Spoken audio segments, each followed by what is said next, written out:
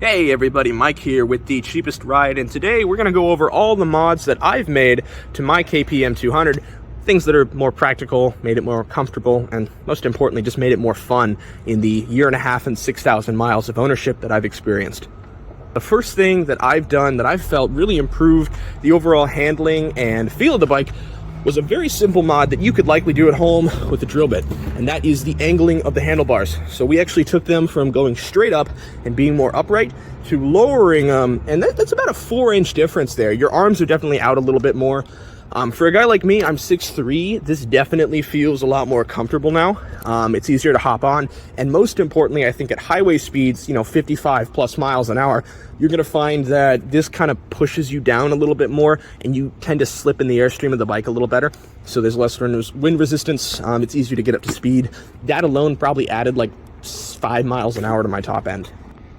Speaking of the bars, the next thing that you might have noticed here was the bar and mirror. I don't think I've covered this yet in detail, but it's pretty simple. You can pick this exact one up at my website, lifandpowered.weebly.com.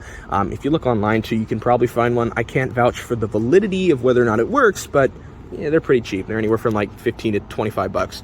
So with this guy here, it was a super simple install. In my state, you only need one to be legal. I just put on the left side because you're going to be, more importantly, looking over there more often anyways. You tend to know when you're passing people on the right side.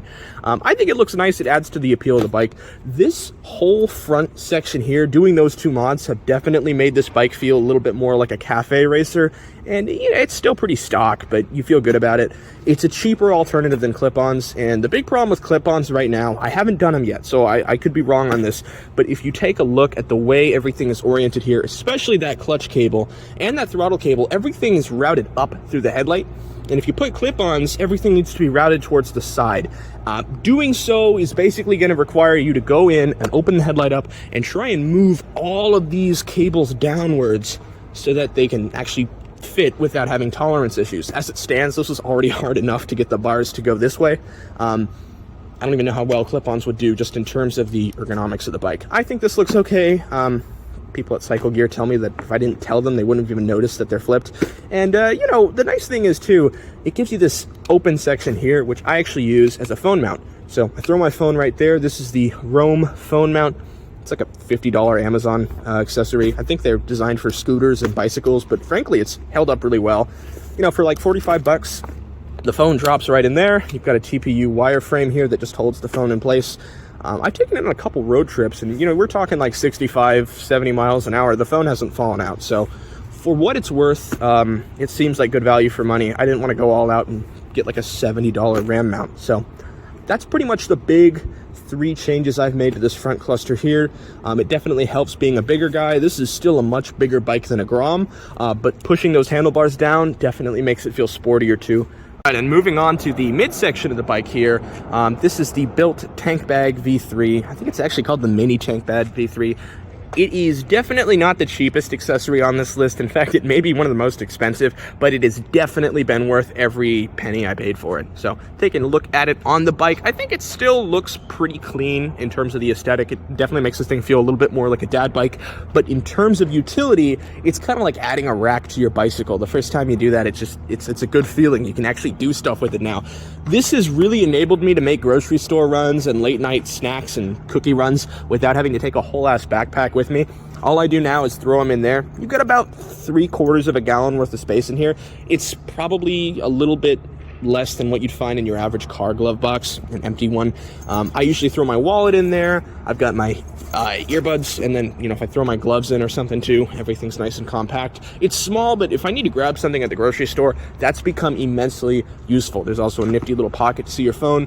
You can use the touchscreen through it. It's kind of hit or miss, but the fact that it's there is nice. Then in this pouch too, you've got yourself kind of a little mitt cap that you can put on if it's rainy, and that's nice. Keeps everything nice and dry. The cool thing about this thing that I really like, especially with the KPM as a whole, is that this guy is magnetic. So you've got 4 really strong magnets here that grip onto the tank, and then the whole thing can just peel right off. It's a soft touch rubber underneath, so it's not going to do any lasting damage to the tank, but it means that you can pull off all your utilities. Now it's a little backpack, and you preserve the clean lines of the bike. And let's face it, a lot of the reason that you like to buy these bikes anyways is they just look really good for the price. So being able to keep the aesthetics clean, I love that. And then being able to slap this on when I need it, that's not going anywhere. Especially with the placement, your legs actually have a better place to grip the bike, so grip's improved, and then the bag itself isn't going to go anywhere. That's really useful, especially on a bike like this, because frankly there isn't a lot of room in the way of storage. This is based off of the KPR200, which is an underbone race bike. So when Lifan retrofitted all of this nicer accessories on to make it a little bit more streetable, they didn't really do anything in terms of what you could do for storage. So that kind of helps improve that there. Lastly, and the final thing to talk about here is, of course, the exhaust. Now, this is the full system exhaust that I actually sell, and the story behind this is really simple. Lifan officially discontinued their exhaust for the KPR and KP200, leaving a lot of us kind of out of luck when it comes to finding an exhaust system for this bike. So I was able to actually work with the manufacturer as someone with an engineering background to get an exhaust system built for this guy. That end baffle there, the muffler itself is just a generic off-the-shelf muffler, but the pipes here are actually manufactured to spec with the NBF Gen 2 engine, so they fit right in, and everything's pretty much bolt-on, just like the old KP Moto Club exhaust would have been. I like to think it sounds pretty good, even with the stock system. It's kind of supposed to be like an Aero/SC Project clone exhaust. I'll go ahead and let you listen to it here. If you haven't seen my other video on how to install it, there's a video there. It has a baffle system, so you can choose baffle in or baffle out. Right now, we have the baffle out because it sounds lovely.